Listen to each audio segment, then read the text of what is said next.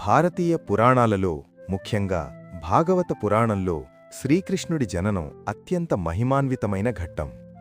చెరసాలలో బందీలుగా ఉన్న దేవకీ వసుదేవులకు 8వ సంతానంగా దుష్ట శిక్షణ కోసం సాక్షాత్తు ఆ మహావిష్ణువు కృష్ణుడిగా అవతరించాడు. కంసుని మృత్యువుకు నాంది పలికిన ఆ రాత్రి ఏం జరిగింది? కృష్ణుడు తన రూపాన్ని ఎందుకు మార్చుకున్నాడు? ఈ వీడియోలో తెలుసుకుందాం.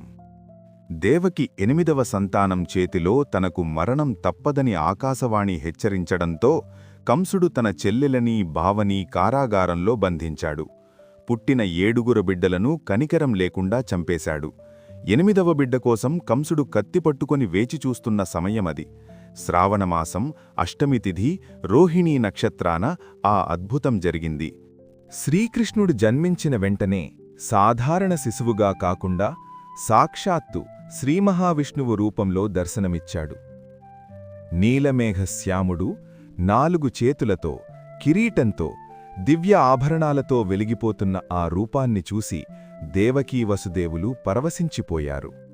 అయితే కంసుడి నుండి రక్షణ కోసం మరియు ఒక సాధారణ మానవ లీలను ప్రారంభించడం కోసం కృష్ణుడు వెంటనే తన దైవరూపాన్ని ఉపసంహరించుకున్నాడు. ఒక చిన్న ముక్కుపచ్చలారని పసిపాపగా మారిపోయాడు. తన భక్తులైన తల్లిదండ్రుల భయాన్ని పోగొట్టి తన అవతార లక్ష్యాన్ని నెరవేర్చడానికి సిద్ధమయ్యాడు. కృష్ణుడి మాయతో కారాగార రక్షకులు నిద్రపోయారు. గొలుసులు వాటంతట అవే విడిపోయాయి. వసుదేవుడు శిశువును తీసుకొని అర్ధరాత్రి వర్షంలో యమునా నదివైపు సాగాడు. ఉప్పొంగుతున్న యమున దారిచ్చింది. ఆదిశేషుడు వర్షం పడకుండా కాపాడాడు. గోకులంలోని నందమహారాజు ఇంటికి చేరుకొని యశోదమ్మ పక్కన కృష్ణుణ్ణి విడిచిపెట్టి అక్కడ జన్మించిన యోగమాయను తీసుకొని తిరిగి మధురకు వచ్చాడు. ఇలా కృష్ణుడు తన అసాధారణ శక్తులతో పుట్టిన క్షణం నుండే లీలలు మొదలుపెట్టాడు.